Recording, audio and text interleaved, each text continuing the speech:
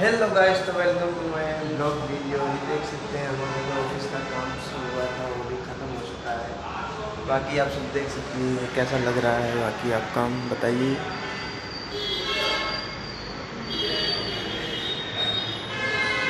ये ख़त्म तो टोटली जो है 15 दिन में हो गया था। बाकी आज ये कांच लगाना बाकी था, तो यही लगाने आए थे।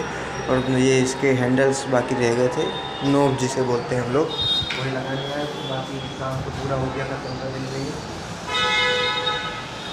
आपको हमारा काम कैसा लगता है ये ज़रूर बताइएगा। बाकी ये पूरा काम है।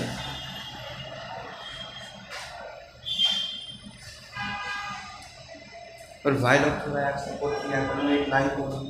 अगर कुछ नहीं कर सकते तो अपने दोस्तों के पास थोड़ा एक वीडियो शेयर कर दिया करो, ताकि हमें भी थोड़ा सपोर्ट मिल सके। बड़ी यूट्यूबर को तो आप लोग बहुत सपोर्ट करते हो यार, ज़रा हमें भी थोड़ा सपोर्ट करो।